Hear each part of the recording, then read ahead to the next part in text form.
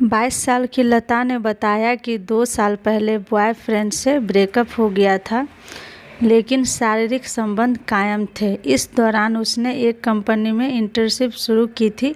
वो नई नौकरी और लाइफ से खुश थी। लता बताती है कि इस दौरान मेरा वज़न बढ़ा हुआ महसूस हुआ और पीरियड्स भी 10 दिन लेट थे, जिसके बाद मैंने प्रेगनेंसी टेस्ट किया। प्रेगनेंसी टेस्ट किट में 2 लाइन्स आई, लेकिन मुझे यकीन था कि मैं प्रेग्नेंट नहीं हूँ। मैंने कुछ दिनों का इंतज़ार किया क्योंकि पीरियड्स लेट होना आम बात है। ये सोचते हुए 4 दिन बाद तक मैंने इंतज़ार किया और अपने जन्मदिन के दिन फिर से टेस्ट किया और पाया कि मैं प्रेग्नेंट हूँ। लता ने आगे बताया कि टेस्ट रिजल्ट को देखकर मैं सो गई। काम पर जाने से पहले वह डॉक्टर के पास गई और ब्लड टेस्ट कराई। इसके बाद अल्ट्रासाउंड करवाई। इससे पूरी तरह कंफर्म हो गया था कि वो प्रेग्नेंट है। इसके बाद लता ने बिना किसी को बताए अबॉर्शन पिल खा ली, जिसके बाद उसे असहनीय दर्द का सामना करना पड़ा। लता बताती है कि इतना दर्द हो रहा था जैसे मुझे लग रहा था कि अंदर से कोई मुझे चीर रहा है। ऐसा दर्द जिसका एहसास मुझे कभी नहीं हुआ था।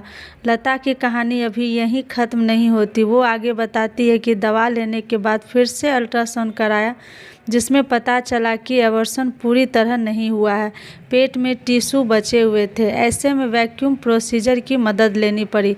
प्रेग्नेंट होने से लेकर दवा खाने तक का लता ने ये बात अपने एक्स बॉयफ्रेंड को भी नहीं बताई थी, लेकिन वैक्यूम प्रोसीजर महंगा होने की वजह से उसे यह बात अपने एक्स बॉयफ्रेंड से शेयर करनी पड़ी, जिसके बाद उसके एक्स ने कहा कि जो भी खर्चा होगा उसे बराबर बराबर बांट लेंगे। लता ने बताया कि प्रेगनेंसी लेकर अबॉर्शन कराने के दौरान तक मुझे कुछ महसूस नहीं हुआ। मैं पूरी तरह शांत थी। ये सोचती थी कि ये आम बात है, लेकिन एक मोमेंट ऐसा आया कि जब मैं अपनी सोनोग्राफी के दौरान बच्चे की हार्ट बीट सुनी। कुछ सेकंड्स तक मुझे भले लगा कि ये क्या असली में हो रहा है। इसके बाद मैं नॉर्मल हो गई। वो वैसी स्थिति नहीं है जैसी फिल्मों और सीरियल्स में दिखाई जाती है। मुझे ये सब एक छोटी सी गलती महसूस हो रही थी और इसे मैं कोई बड़ी बात नहीं मान रही थी। प्रेगनेंसी के शुरुआत से मैं क्लियर थी कि मुझे क्या करना है। हालांकि अबॉर्शन पिल लेने की वजह से लता का स्किन खराब हो गया। लता बताती है कि पूरे सफ़र में जो सबसे ख़राब बात मेरे साथ हुई वो स्किन का ख़राब होना है। 4 से 5 महीने इस बात को हो गए, लेकिन स्किन अभी तक पहले जैसा नहीं हुआ है। मैं इसके लिए स्किन डॉक्टर के संपर्क में आई।